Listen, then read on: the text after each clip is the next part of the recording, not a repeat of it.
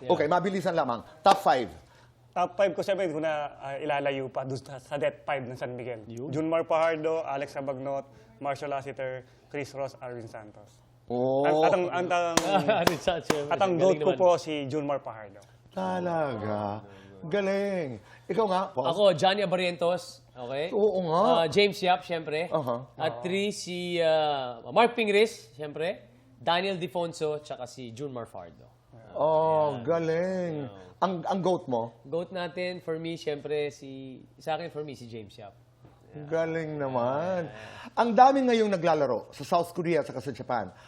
Si Kif, andon, alam naman ng karamihan Ray nito. Parks. Sila, No. di ba si Kiefer? Dami. I do his contracts. Yes. You know, si Kiefer, 30's there. Sino pa ang mga nasa labas? Tamayo, sila. Kevin Kiambao. Tama. Abando. Oo. Is this good or bad? Tito Boy is very, very bad for Philippine basketball. Kasi kami, unlike us, from college, diretso kami, dream namin PBA. Yeah. So ngayon, lahat ng sikat, lahat magagaling, hindi na PBA ang dream eh. Napupunta na Japan and Korea. Pero Paul, alam mo ang dahilan? For me, ang dahilan, feeling ko is money. Survival. Yes, Dahil pera. hindi naman, walang pagkakataon dito. At saka ang lifespan ng players ay very short, di ba? Can you blame them? Ikaw, Arvin? Ay, hindi po. Kahit, sabi ko nga kay Paul, kahit kami ibalik nung kabataan namin, malamang baka ganun din yung magiging decision namin. Opo. Kasi... Yung pagkakataon, di ba? Yes, yung oo. opportunity na tapos ganun kalaking amount, siyempre hindi mo patatanggihan yun eh. Malaki ba talaga ang kita ng basketball player dito sa Pilipinas? Opo.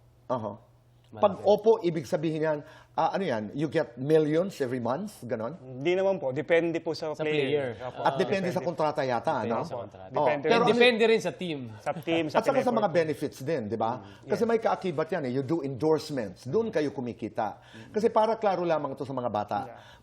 May mga nag-iisip kasi na, pag nag-basketball ako, bukas mayaman ako. Ay, hindi po Takes a ganun. lot of hard work, Hindi di po ba? ganun. Hindi ganun. Hindi po ganun kadali. Siguro sa NBA, ganun. Sa NBA, ganun. Bakit hindi tayo makapasok-pasok talaga doon?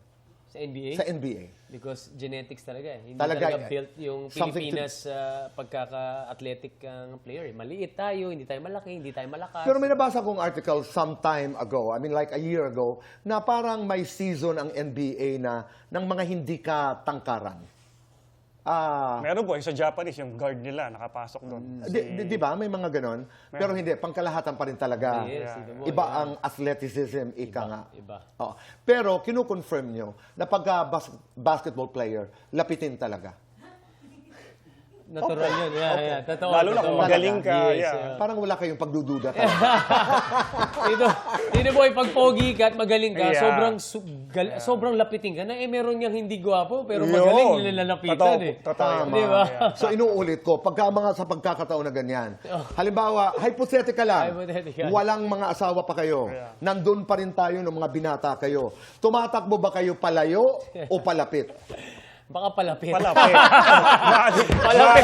Matik yan, matik. Baka palapit.